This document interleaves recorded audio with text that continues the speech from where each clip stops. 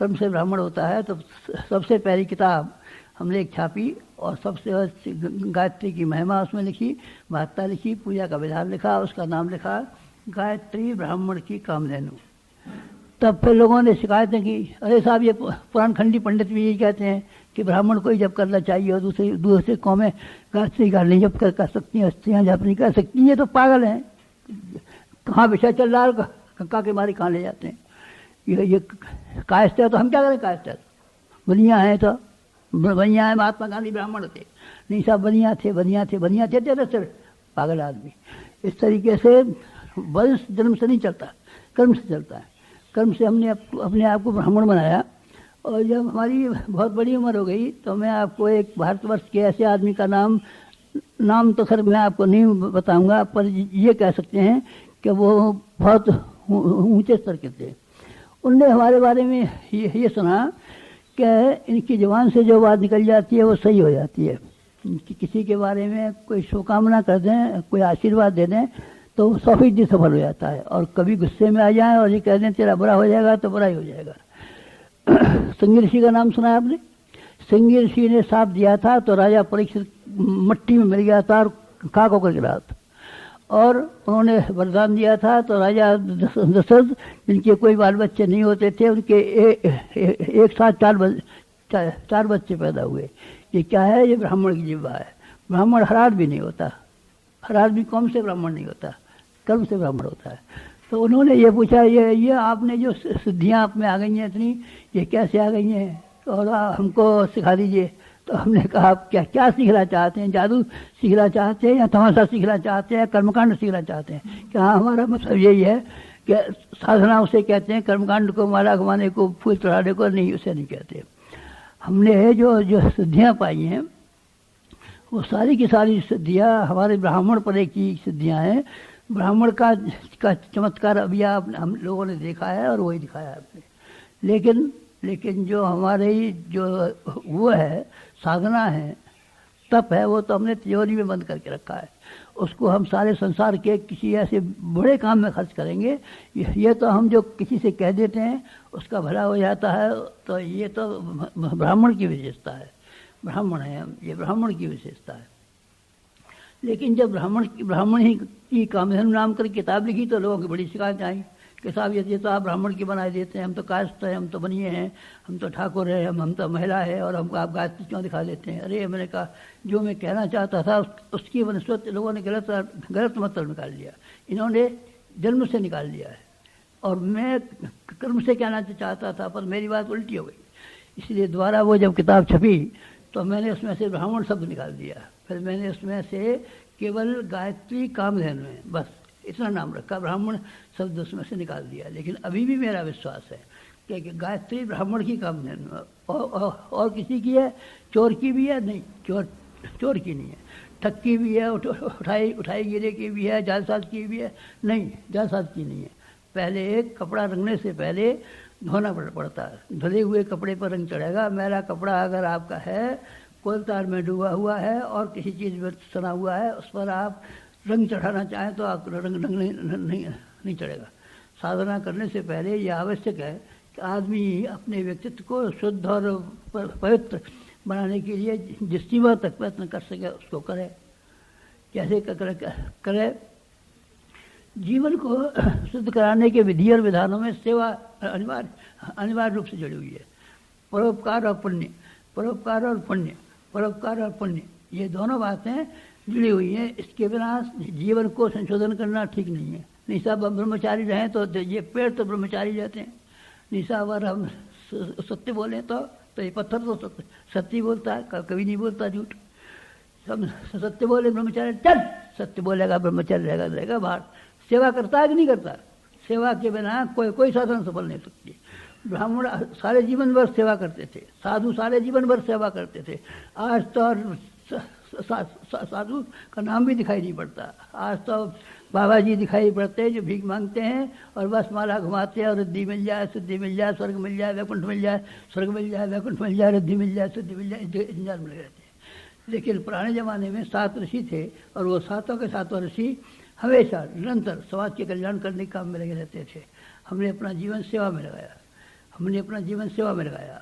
हमारे जीवन का क्रम यह है कि, और ये पहले भी था और अभी भी है, रात में हम अपनी जो पूजा करनी होती है हम पूजा कर लेते हैं, शाम को कर लेते हैं सोने से पहले और जगने से पहले, और दिन में सूर्य निकलने से लेकर सूर्य डूबने तक हम समाज की सेवा के कामों में लगे रहते हैं। ये भी हमारे भजन है, यही हमारी पूजा है, यही हमारी साधना है, यही हमारी भक्ति है, समाज की सेवा। तब फिर किस तरीके का जीवन जिया आपने, कि किस तरीके से अपनी चीज़ों को बोया और क्या किस तरीके से काटा। हमने अपनी चारों चीज़ें बोई। हमारा समय है, अभी आपसे ये निवेदन किया कि सवेरे प्रातः काल से लेकर सायंकाल तक समाज का है, जनता का है। रात का समय हमारा है, सो भी लेते हैं उसी में पूजा भी कर लेते हैं। सोने में कमी कर लेते हैं तो पूजा ज़्यादा हो जाती है, पूजा में जब कमी करते हैं तो सोना ज़्यादा आ जाता है। ये हमारा रात के 12 घंटे के भीतर का किया जाने वाला काम है। दिन में सवेरे में हम प्रातःकाल सूर्योदय से लेकर के सूर्यास्त तक समाज की सेवा के काम में लगे रहते हैं। ये हमारा समय और हमारा श्रम भी इसी के लिए लगा है। न हमने रुपया कमाया है, न हमने दुकान खोली है, न हमने व्यापार किया है, न हमने तिजारत किया है। हमारी पसीने की एक बूंद भी इन कामों में खर्च नहीं हुई है। और हमारी बुद्धि से न हमने जालसाजी की है, न हमने चोरियाँ की हैं, न हमने ठगी की है, न किसी को धोखा दिया है, न किसी का माल मारा है। हमारी बुद्धि भी हमेशा इस काम में लगी रही है कि लोक कल्याण कैसे हो सकता है, सत प्रवृत्तियों का संवर्धन करने के लिए क्या करना संभव है, लोक मानस का पुरस्कार करने के लिए क्या संभव है। हमने केवल यही विचार किया है। 3 चीज़ें हमने की, तो 3 चीज़ें जो की उससे आपने क्या पाया। समय का हमने ठीक उपयोग किया तो हमने समय को 5 गुना ज़्यादा बढ़ा लिया है। अभी तक हमारी ज़िंदगी का आप लेखा जोखा लें, ब्यौरा लें और ये देखें कि इस आदमी ने कितना बड़ा संगठन किया है, अकेले आदमी ने। और आप ये बात देखें कि 24 लाख के 24 प्रश्न जौ की रोटी और छाछ के ऊपर रह करके किस तरीके से किए हैं। अगर आप ये देखें कि 24 लाख आदमी इसके साथ किस तरह से इकट्ठे हो गए। अगर आप ये देखें कि इसने इतना साहित्य लिखा है जो इसके शरीर के वजन के बराबर है, तो आप ये पाएंगे कि ये एक आदमी का काम नहीं है, 5 आदमी का उससे काम है। 5 आदमी निरंतर 8 घंटे रोज लगे रहें तब इतना काम कर सकते हैं जिस तरह कि हमने किया। तो हमारा समय जो था 5 गुना होकर के, 100 गुना होकर के, 50 गुना होकर के, 500 गुना होकर के, 1000 गुना होकर के समय हमारे पास चला आया। स्वामी विवेकानंद 32 साल जिए, स्वामी रामतीर्थ भी ऐसे जिए, ज्ञानेश्वर से भी कम जिए। थोड़ी ज़िंदगियाँ जी, लेकिन थोड़ी ज़िंदगियों में जो उन्होंने कमाल करके दिखा दिए वो 100 वर्ष का जीने में और 200 वर्ष जीने में भी नहीं हो सकते। हमारे बारे में भी समय के बारे में यही बात लागू होती है। और श्रम हमने किसके लिए किया, जनता को सुखी बनाने के लिए। जो भी हमारे घर आया है, दरवाजे पर आया है, लोगों का ये कहना है कि खाली हाथ नहीं जाता। हर आदमी का ये कहना है कि इनके यहाँ प्याऊ लगी हुई है, कोई प्यासा इनके दरवाजे पर आता है बिना पानी पिए नहीं जाता। कोई आदमी भूखा आता है हमारे दरवाजे पर से बिना खाए नहीं जाता। कोई घायल आता है, कराहता हुआ आता है तो जड़ी बूटी दवा दारू लिए बिना नहीं जाता। हम किसी को भी खाली हाथ विदा नहीं करते, क्योंकि हम प्यार करते हैं। हम सेवा बने प्यार बने सेवा बने प्यार बने सेवा। प्यार उसे नहीं कहते जिसमें कि दूसरों की चाल चलन खराब किए जाते। सेवा उसे कहते हैं जिसमें दूसरों को दिया जाता है। तो दूसरों को हमने दिया, अपना श्रम दिया। उससे क्या पाया, हमने असीम प्यार पाया। इतना प्यार कि हमने सारी ज़िंदगी भर प्यार बेचा है, प्यार ख़रीदा है, प्यार बांटा है, प्यार समेटा है। और हमारी ज़िंदगी प्यार में लबालब सराबोर है। जो हमारे पास आया है प्यार लेकर के आया है और प्यार लेके गया है। ये लाखों आदमी जो हमारे साथ जाते हैं, जो हमारा साहित्य पढ़ते हैं, हमारे इशारों पर चलते हैं, हमारे संगठन में काम करते हैं, आप ये मानिए कि हमारे व्याख्यानों का फल नहीं है। हमारे जैसे व्याख्यान देने वाले तो हजारों हमारे फिरते हैं, लेकिन ये हमारे जीवन के वो उस हिस्से का परिणाम है जिसके द्वारा हमने लोगों को प्यार दिया और प्यार किया है। पा लिया। अच्छा चलिए, अब बुद्धि हमारी इतनी बड़ी बुद्धि है कि मैं क्या आपसे कहूँ। MA किया है, PhD किया है, वकालत किया नहीं, हमने इनमें से एक भी नहीं किया है। लेकिन हमारी बुद्धि ऐसी है कि हम लाखों आदमियों के जीवनों को उल्टे से सीधा कर देते हैं, प्लानिंग करते हैं, प्लानिंग करते हैं, व्यक्तियों का प्लानिंग हमने किया है, अपने जीवन का हमने प्लानिंग किया है, और सारे समाज का हम प्लानिंग कर रहे हैं, और सारे विश्व को कि कायाकल्प कर देने के लिए, पढ़ देने के लिए हम इस तरह का प्लानिंग कर रहे हैं जैसा कि प्लानिंग कोई कमीशन नहीं कर सकता। कोई कमीशन किसी देश या विश्व को बनाने के लिए जो नहीं कर सकता, वो हमारी बुद्धि काम करती है। हमारी बुद्धि बड़ी पैनी, बड़ी तीखी है। साहित्य से ही मताबंधाएँ लगाइए। जखन ज्योति में हम लेख पढ़ते हैं तो इसमें कैसे बढ़िया बढ़िया लेख पढ़ते हैं, और कितने इसमें रेफरेंस रहते हैं, और कितने कोटेशन रहते हैं, और कितना गंभीरता रहती है, उससे मत देखिए। आप इस यूँ मत हिसाब लगाइए कि इन्होंने चारों वेदों के भाष्य किए हैं, 18 पुराणों के भाष्य किए हैं, उपनिषदों के भाष्य किए हैं, दर्शनों के भाष्य किए हैं, शास्त्रों के भाष्य किए हैं। ये मत देखिए इतना साहित्य लिखा है। ये देखिए कि हमारी बुद्धि किस दिशा में चलती है, और कितने बड़े काम उठाने के लिए कर सकती है, जिसमें बड़े से बड़े कमीशन पूरा नहीं कर सकती। तो ये हमारी बुद्धि का परिणाम है, और हमारे धन का परिणाम है। धन कहाँ है आपके पास? धन हमने तो कमाया नहीं है, हमने कभी नौकरी नहीं की है, हमने कहीं कमाया नहीं है, लेकिन हमारे पहले जन्मों का कमाया हुआ था, जो कि पिताजी छोड़ करके हमारे लिए मरे थे। पिताजी जो छोड़ के मरे थे वो 2000 बीघे ज़मीन थी।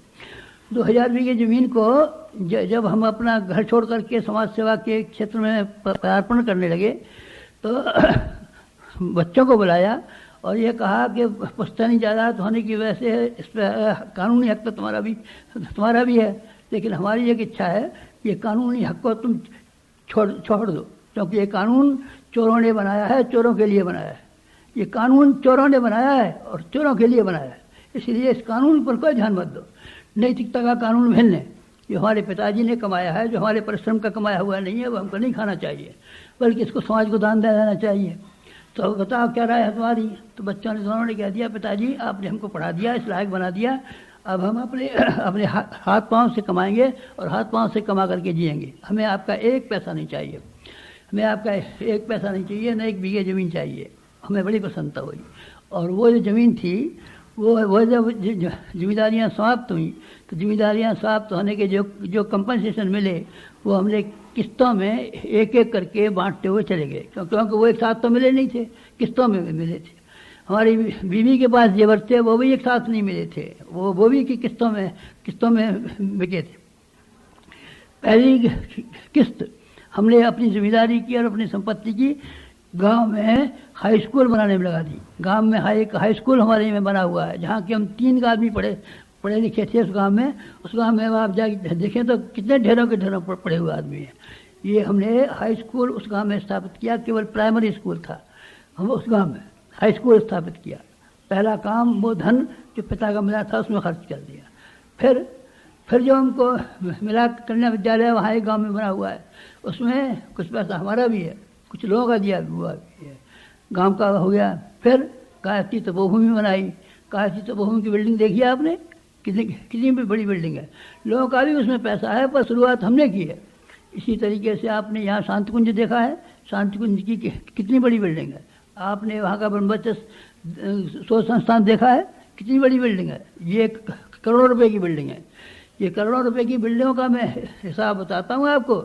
और जो हमने खर्च किया, 2400 शक्तिपीठें हिंदुस्तान भर में स्थापित कराई, और दुनिया ने क्या क्या किया, उन सब का पैसे का हिसाब लगाएंगे तो आपका दिमाग चक्कर खाने लगेगा कि ये कहाँ से पैसा आ गया। 1000 कुंडली यज्ञ हमने वहाँ किया था अपने उसमें गायत्री तपोभूमि में। उसमें कितना रुपया खर्च किया वो लाखों की बात है, लाखों से कम तो गिनना ही नहीं आता हमको। इस तरीके से यहाँ का जो व्यय है वो भी महीने का लाखों रुपया व्यय है, लेकिन नया नहीं कहाँ से आता है। हमने ये प्रतिज्ञा की हुई है कि मनुष्य के सामने हाथ नहीं फैलाएंगे और मनुष्य से ये नहीं कहेंगे कि हमको पैसे की आवश्यकता है। अगर कोई देगा तो मना नहीं करेंगे, लेकिन किसी से भी हम कभी नहीं कहेंगे कि हमको एक पैसे की ज़रूरत है। लेकिन ये भी सब पूरा हो गया, शांति कुंज जीवन के तैयार हो गया। इसमें सब पैसा हमारा जो था लग गया। इसमें कोई कमीने ये भी कहते हैं कि इन्होंने सार्वजनिक धन को जमाई को दे दिया है और सार्वजनिक धन को बेटे को दे दिया। धिक्कार है बच्चे को, ऐसे कमीने जो जिनके मुंह में से ऐसे शब्द निकलते हैं। अगर ये बात कोई साबित हो तो हमारा सर काट डालिए और ना काट डालिए, या जो कहता है उसकी जीभ बाहर निकाल लीजिए, जीभ बाहर निकाल लीजिए। ये हमने नहीं किया है कभी और ना हम कर सकते हैं। हमारा ईमान हमारे कलेजे से लगा हुआ है और हमारा भगवान हमारी पीठ से लगा हुआ है। न हमने ईमान को कभी गंवाया है और न कभी भगवान को गंवाया है। इसका परिणाम ये हुआ कि जो बोया वो काट लिया हमने, जितना बोया था वो काट लिया है। साधना की सिद्धि कितनी मिलनी चाहिए वो हमको मिल गई है। अभी और जो बचा हुआ समय रहा है उसकी बताइए बात, उसकी बात हम नहीं बताते हैं, पर हम जिस साधना में लगे हुए हैं वो साधना जब तक हमारा शरीर जीवित है तब तक समाज के लिए, देश के लिए, धर्म के लिए, संस्कृति के लिए कोई ऐसे महत्वपूर्ण काम करेगी जो व्यक्ति के लिए नहीं बल्कि सबके लिए काम आए, सबके लिए काम आए। ये हम करने की तैयारी में हैं और करने में लगे हुए हैं। हमारे जीवन का सार और संक्षेप अगर आप जान पाएँ, आप इंक्वायरी इनमें से प्रत्येक बात की कह सकते हैं, प्रत्येक बात की इंक्वायरी कर सकते हैं और इंक्वायरी करके फिर आप ये देख सकते हैं कि ये बातें कहाँ तक सही हैं। साधना से सिद्धि, साधना से सिद्धि, साधना से सिद्धि, उपासना, साधना, आराधना, खाद जमीन, खाद और पानी, भगवान के चरणों में अपने आप को समर्पित हमने किया है और भगवान जितना शक्तिशाली है उतने ही हम हो गए। ईंधन को आग में डाल देते हैं तो वो भी उतना ही गर्म और आग जैसा हो जाता है। हम उसी तरह के हो गए। साधक को अपने जीवन की साधना हमने की है। साधना माला जपी, अरे बाबा माला जपी कि नहीं की ये मत पूछिए, ये पूछिए कि साधक का जीवन जिया कि नहीं जिया। हमने अपनी इंद्रियों को, अपने मन को, अपनी बुद्धि को ठीक तरीके से रखा है, ये साधना है। और आराधना वो है जिसको मैंने अभी आपसे कहा, समाज के लिए, देश के लिए, भगवान के लिए। भगवान का विराट रूप यही है, समाज को विराट रूप कहते हैं। सब लोगों के जनमानस और जन कल्याण के लिए लगे रहने को आराधना कहते हैं। हमने आराधना, उपासना और साधना की, उसका परिणाम हमारे सामने है। और यही परिणाम अगर आप देखना चाहें तो अपने जीवन में प्रयोग करके देखिए, फिर हमसे बताइए कि आपकी साधना की सिद्धि हुई कि नहीं। बस।